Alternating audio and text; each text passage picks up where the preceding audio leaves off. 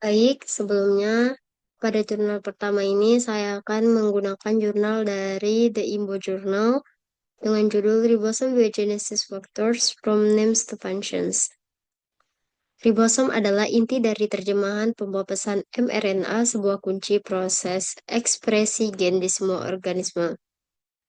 Tertera dan terlihat dalam nukleolus, prekursor RNA ditranskripsikan oleh RNA-PI dan digabungkan secara kotranskripsi oleh RP dan RBF, memunculkan partikel praribosom 90-an. Setelah pembelahan pra-rRNA situs 2 pada manusia, H2 pada ragi.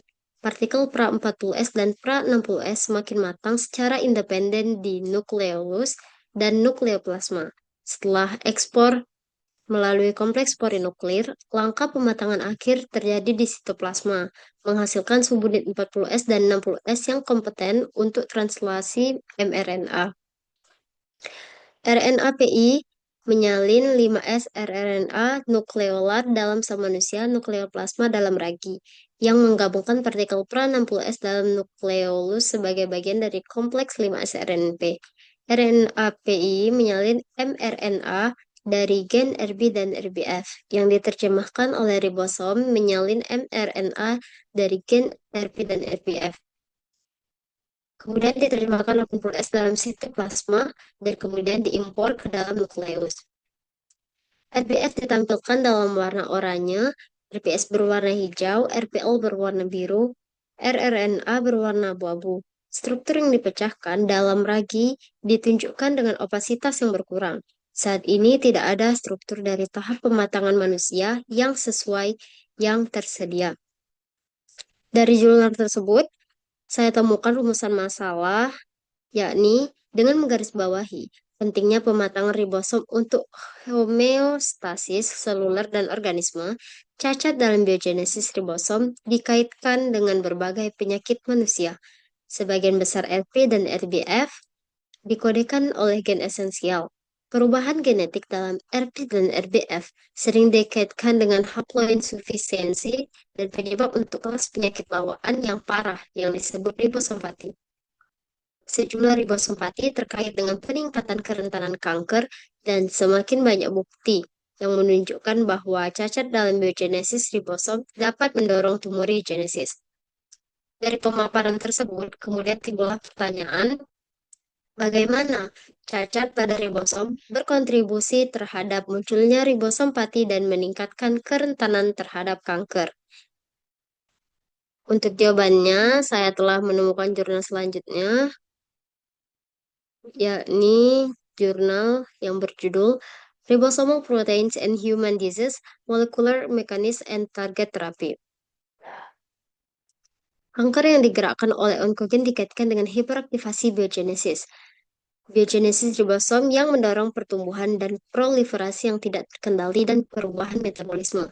Memang, hiperaktivasi transkripsi polimerase 1 dari prekursor 47S rRNA dan peningkatan produksi ribosom diperlukan untuk mendukung peningkatan laju sintesis protein yang diperlukan untuk mempertahankan pertumbuhan sel yang tidak terbatas.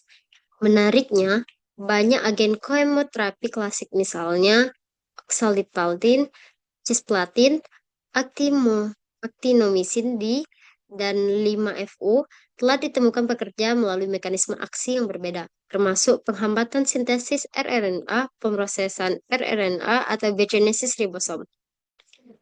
Pengembangan sejumlah obat yang kurang genotoksis yang secara selektif menargetkan transkripsi polimerase 1 dan biogenesis ribosom telah menetapkan paradigma baru untuk terapi kanker.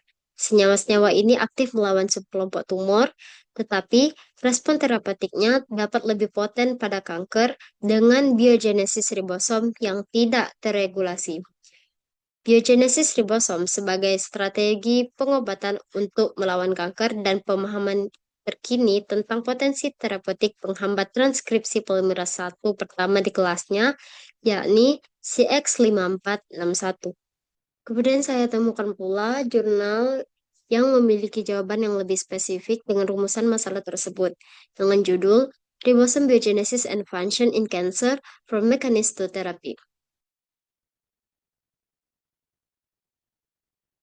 Sel kanker memanfaatkan biogenesis ribosom yang diubah dan terjemahan mRNA untuk mempertahankan tumbuhan dan proliferasi sel.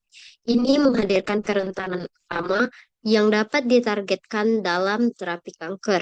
Singkatnya, pengembangan inhibitor transkripsi polimerase 1 selektif bertujuan untuk mengeksploitasi ketergantungan sel kanker pada biogenesis ribosom yang tidak diatur, sambil meminimalkan toksisitas pada sel normal.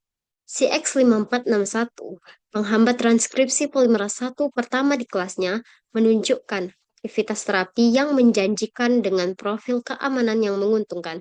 Sejak itu telah diakui sebagai agen multimodal, juga berfungsi sebagai racun TOP2 dan penstabil G4. Mekanisme aksi tambahan ini berkontribusi pada kemanjuran antitumornya, terutama melalui interaksi memastikan sintetisnya dengan kanker yang kekurangan HR. Sekian dari saya akhiri. Wassalamualaikum warahmatullahi wabarakatuh.